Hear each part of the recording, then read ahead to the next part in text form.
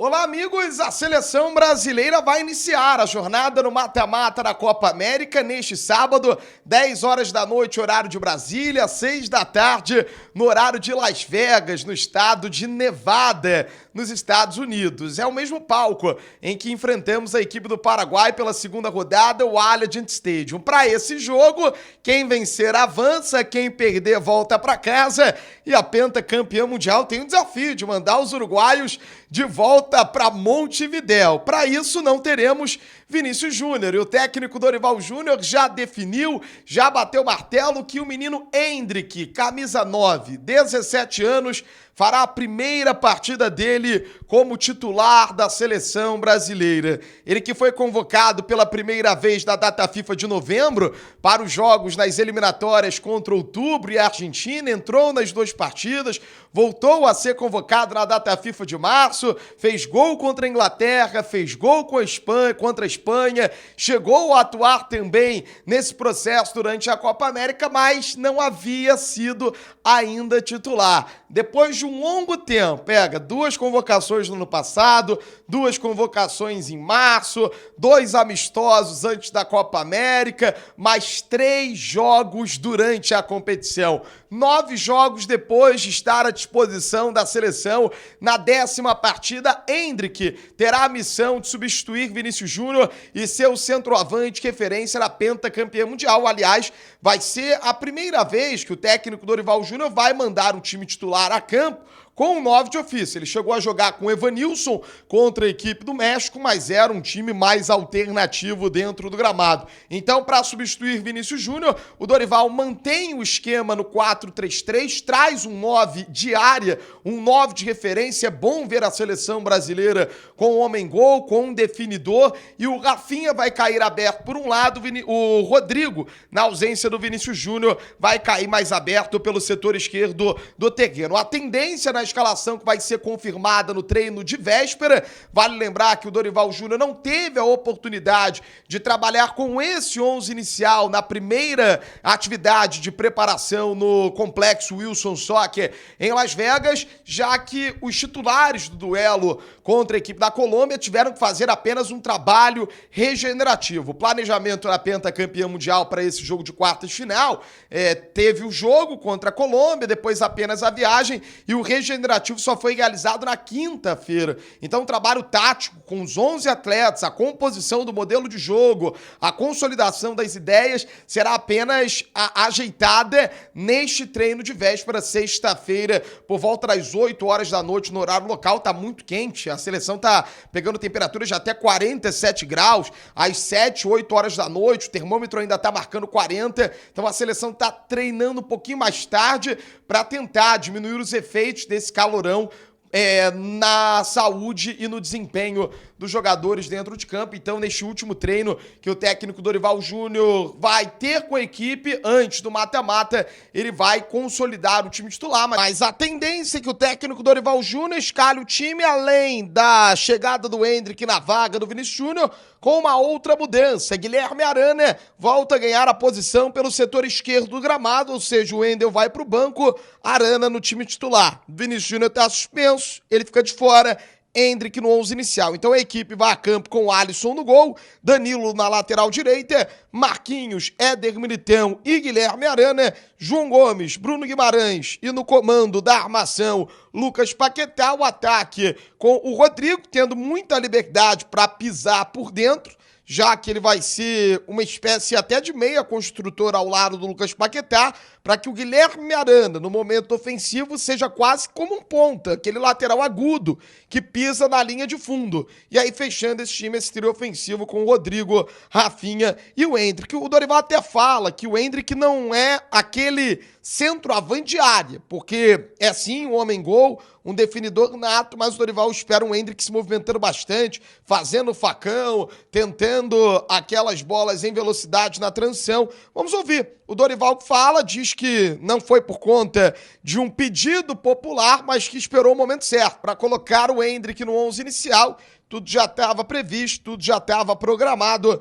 Vamos ouvir, então, o que o técnico da seleção brasileira fala sobre o primeiro jogo que o Endrick terá no time titular da seleção brasileira, e a escolha que levou o Dorival Júnior a colocar o camisa 9, que agora vai para o Real Madrid no 11 inicial da pentacampeã mundial. Eu acho assim, o Endrick, ele não é especificamente um 9 de referência, né?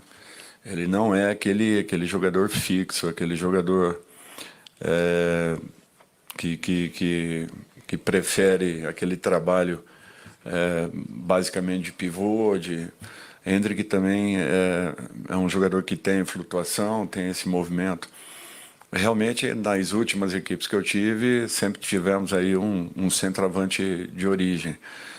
É natural que eu tenha que respeitar características, né, dos jogadores que nós convocamos. Convocamos com a consciência, sabendo do momento de cada um, das condições e das características que cada um apresente. Eu acho que tudo vai acontecendo com calma, de uma maneira natural, por isso que eu falei para não precipitarmos em relação ao Endrick, para que pudéssemos ter calma. No momento adequado, certo, aconteceria aí uma oportunidade. Nós estamos uma equipe que está ainda buscando se encontrar, vem evoluindo a cada momento, e tudo é questão de tempo para que encontremos realmente aí a melhor formação e uma equipe que nos passe cada dia mais confiança.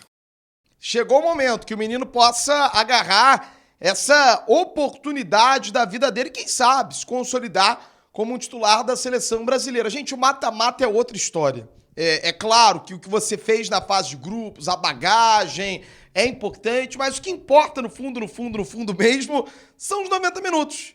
90 minutos, se tiver empate, pênalti. A gente viu a dificuldade que a Argentina teve para se classificar contra a equipe do Equador. Se não fosse o Dibu Martínez, que é apoteótico, dá para falar assim, na disputa de pênaltis, a Argentina não teria passado para a semifinal da Copa América, ainda mais numa questão psicológica, mental, que os argentinos estão muito fortes, consolidaram um processo bem bacana com o técnico Lionel Scaloni, mas aquilo mata-mata às vezes acontece. No Equador quase eliminar uma Argentina, teremos muitos jogos aí tensos, a Copa América tem essa característica, jogos podem ser decididos no detalhe, então é claro que o que fizemos na fase de grupos mostra o caminho de evolução do processo, e aí tem que se analisar em que estágio estamos nessa evolução, que visa o título da Copa América, mas também um processo de médio e longo prazo para a Copa do Mundo do ano de 2026, mas no mata-mata é outra história,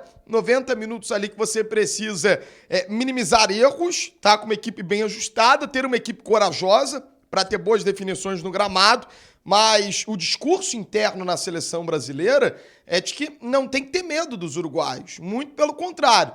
Tem que sim ter um respeito pelo bom momento que a equipe do Marcelo Bielsa está vivendo, jogadores que atuam de grande forma, não somente no futebol brasileiro, mas também no futebol europeu, atletas muito promissores que depois da saída do seu Tabárez conseguiram encontrar um processo muito interessante sob o comando do Bielsa. Vai lembrar que o Uruguai caiu na fase de grupos da Copa do Mundo, mas ainda assim conseguiu fazer dessa eliminação um passo para estabelecer um processo sólido, visando esse ciclo de Copa do Mundo de 2026. Mas o discurso interno da seleção é respeito ao Uruguai, mas não tem por que temer, não tem por que ter medo. E quem fala sobre esse tema é o Andrés Pereira, que inclusive diz que muitos uruguaios gostariam de ter jogadores que estão hoje na seleção brasileira no time titular da seleção olímpica.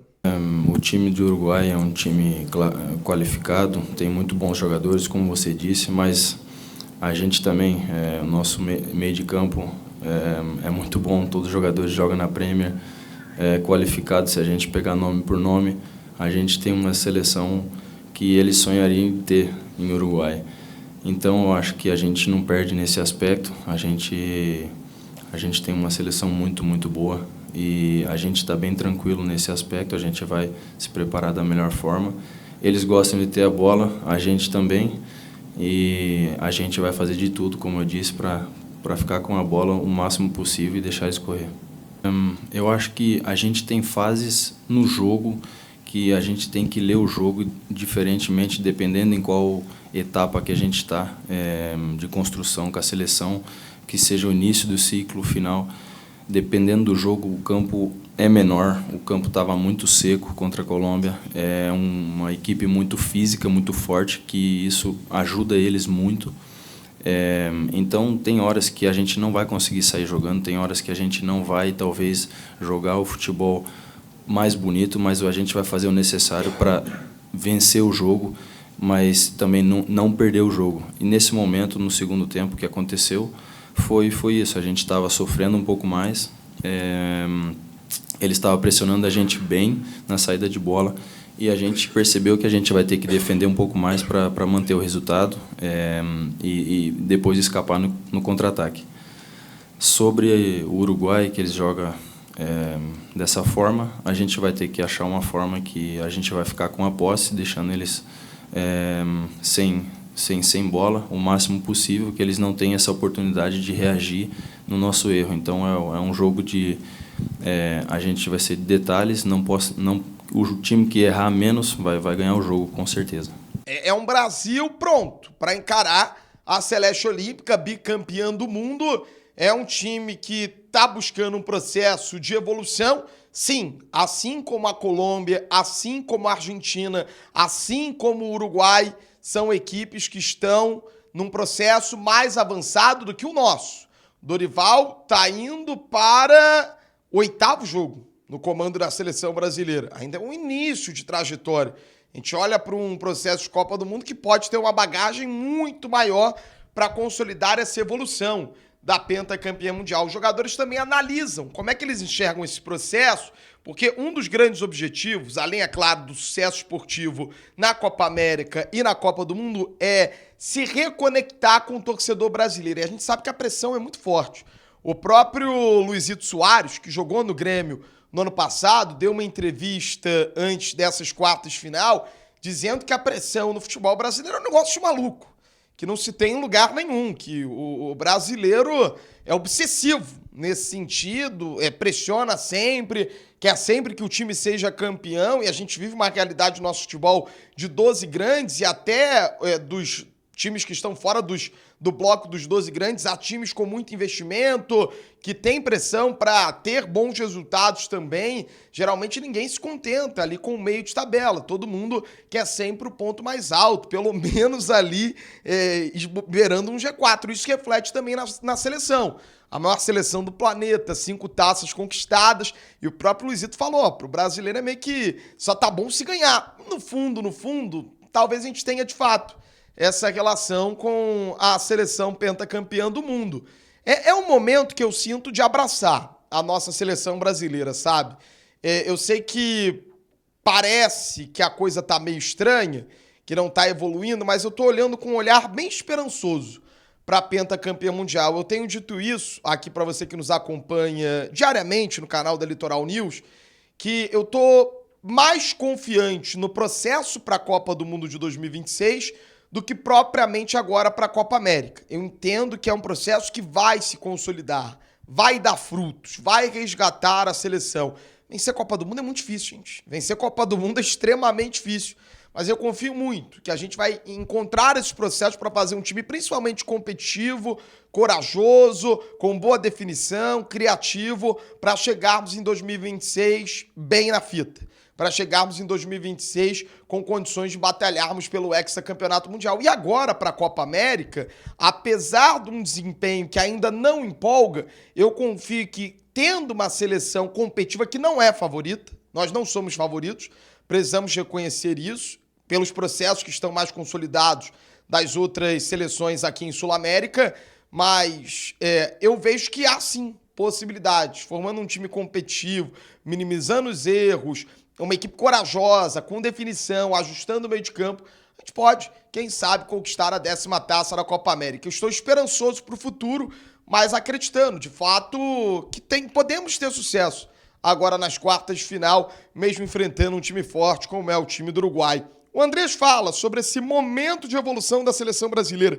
Em que pé de estágio o Andrés entende que está a seleção e se, de fato, mesmo com uma campanha com uma vitória apenas e 2 empates, ele já sente essa reaproximação do torcedor, ou é a cobrança, como o Luizito falou, que está vindo mais forte nesse momento? Não, a gente queria ganhar os jogos, mas para a gente o mais importante foi a classificação. Depois do primeiro jogo foi um empate difícil para a gente, porque a gente merecia ganhar o jogo. No segundo jogo a gente confirmou, jogando muito bem. E no último jogo eu acho que a gente merecia mais. Foi um jogo difícil, teve fases muito complicadas no jogo, com o pênalti que poderia mudar tudo. E aí a gente praticamente merecia ganhar os 3 jogos. Então, mas o mais importante é que a gente classificou, a gente não tem nada de dúvida entre a gente, não muda nada dentro do grupo, a gente está super focado, são 36 dias juntos já, o grupo está muito fechado, todo mundo comprou a ideia do professor, todo mundo está desenvolvendo dentro desse sistema, então, de dúvidas ou alguma coisa, a gente classificou, a reconexão com a torcida vai acontecer ao longo do tempo e, com certeza, vai ser se a gente levantar essa Copa América. Então, o mais importante que a gente fez foi classificar e, de agora em diante, a gente vai ter que ganhar os 3 próximos jogos. O time jogou muito pouco nesse processo com homem de referência, principalmente sob o comando técnico do Dorival Júnior. Foram os segundos tempos das datas FIFA de março, momentos pontuais do Endrick durante a Copa América. O Rafinha, que joga com o centroavante de referência no Barcelona, Rafinha que inclusive foi treinado pelo Marcelo Bielsa, então vai ser interessante acompanhar esse duelo do Rafinha, que joga pelo Brasil, com o Bielsa, que treina a equipe do Uruguai. O Rafinha fala sobre o que muda, como é que pode ser importante para ele a presença de um centroavante titular. É claro que passando de fase, não necessariamente esse vai ser o mesmo time para a semifinal, é aquilo, é um passo de cada vez.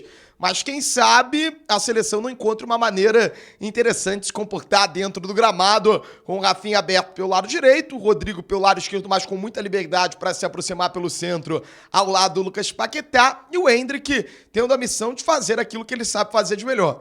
Gol, finalização. O menino é iluminado, tem um faro de gol absurdo, tá faltando isso para a seleção brasileira, alguém que pegue e tenha coragem para definir lances em jogos que às vezes estão um pouco mais amarrados, a liberdade do improviso, de fazer um 2 na entrada da grande área, pintar o meio-campista como elemento surpresa. O Endrick é muito forte, pode fazer isso bem, tem uma boa explosão. É importante tocar nesse assunto. Talvez o que a seleção brasileira mais tenha treinado de modelo ofensivo com o Dorival Júnior é a transição em velocidade. E o Endrick tem uma explosão muito grande para fazer essa transição em velocidade nas costas da marcação. Foi assim que pintou o gol contra a Inglaterra. Foi assim que pintou o gol contra a Inglaterra. O Vinícius Júnior é lançado pelo Andreas, e aí o Vinícius tenta, a bola sobra para o Endrick, que vai morrer no furo da rede. Vamos ouvir o Rafinha, que fala sobre essa possibilidade de jogar ao lado do Endrick. Bom, acho que na minha posição, na minha função dentro de campo não muda muita coisa, acredito eu, não sei o que o professor peça. O Endrick faz outra posição, obviamente que se pedir para ele fazer do lado direito ele vai fazer, assim como do lado esquerdo, eu igual, o Rodrigo igual. A gente tem esse perfil de nos adaptarmos rápido a qualquer posição para poder ajudar a seleção brasileira. Então acredito que no meu posicionamento dentro de campo não vai mudar muita coisa. Obviamente que, né, ao decorrer do jogo a gente vai mudando posição, dependendo do posicionamento que um ou outro jogador termina ali a jogada, né? Mas inicialmente acredito que a posição seja a mesma tanto para mim quanto para ele e para o Rodrigo. Então é isso, amigos, a seleção brasileira está pronta para o mata-mata da Copa América. Deixa o teu comentário, você gosta do nosso trabalho, se inscreva no canal. Te agrada essa escalação com o Endrick no 11 inicial? Eu acho que estava na hora de dar oportunidade para o garoto. Além da entrada do Endrick, o Dorival também promove a volta do Guilherme Arana ao 11 inicial na vaga do Wendel. Então o time está definido com o Alisson no gol, linha defensiva com o Danilo, Éder Militão, Marquinhos e Arana, meio de campo com o João Gomes, Bruno Guimarães e Paquetá, o ataque com Endrick, com muita liberdade para buscar o jogo, Rodrigo encaixando ao lado do Paquetá para permitir as ultrapassagens do Guilherme Arana, e o Rafinha pelo setor direito, o Gabriel Martinelli, que era um dos jogadores que brigava pela posição pelo setor esquerdo, o atleta do Arsenal, começa a partida no banco de reservas, assim como o Savinho. É claro que a escalação vai ser definida, o martelo batido nessa atividade de véspera no Wilson Soccer antes do duelo no Allianz Stadium. Eu sou Marcelo Marinho, tô na cola da pentacampeã mundial, um sonho de bordar a 6ª estrela no peito e na caminhada rumo ao Hexa. Conto com o seu moral.